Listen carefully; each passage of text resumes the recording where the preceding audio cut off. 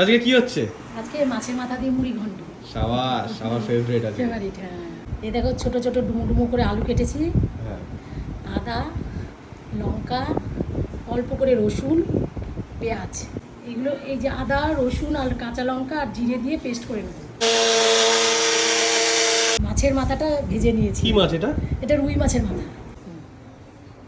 যে গ্যাসটা ধরিয়ে নিলাম, কড়াইটা বসিয়েছি, তেল দিই।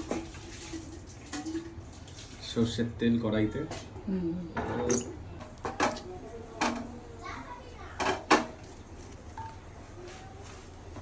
দেবে একটু জিরে, দেবো হচ্ছে আলু।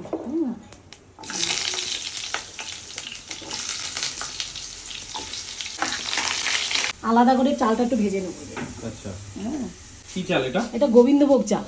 আচ্ছা, পরিমাণ মাথা অনুযায়ী দিতে হবে, মানে মাথা বেশি এটা হলে এটা চাল। যা দিয়েছো তুমি কয়জনের জন্য এটা মোটামুটি হয়ে যাবে? এটা 4 জন হয়ে যাবে। এবার পেঁয়াজটা দিয়ে দেবো, নাহলে আগে দিলে না পেঁয়াজটা পুড়ে যায়। আচ্ছা, এই জন্য আলুটা একটু ভাজা হয়ে গেলে পেঁয়াজ দিয়ে দেবো। চালটা দেখো যে ফুলে ফুলে একটু সাদা হয়ে যাবে, রঙটা পুরো পাল্টে যায়। আচ্ছা। চালটা ভেজে নিতে হবে, ভেজে রেখে দিলাম। এবার পেঁয়াজটা ভাজা হয়ে গেছে, হুম। মশলা দিতে হবে।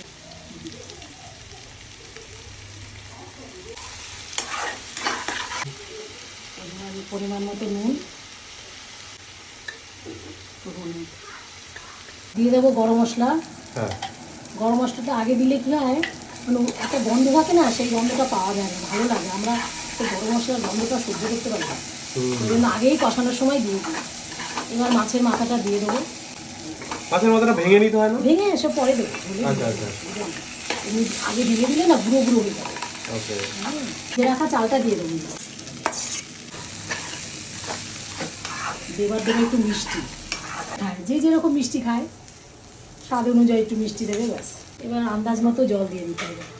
আচ্ছা, জলটা কি গরম করে নিয়েছো? হ্যাঁ, উষ্ণ গরম জল করে নিয়েছি। আচ্ছা, গোবিন্দভোগ চালে তো। এবার ঢেকে দিলাম, আস্তে আস্তে হোক। কমিয়ে দিলাম আর ঢেকে দিলাম। দিয়ে দেখবে যে চালটা যেন নরম হয়ে গেলে তা ভাববে যে হয়ে গেছে।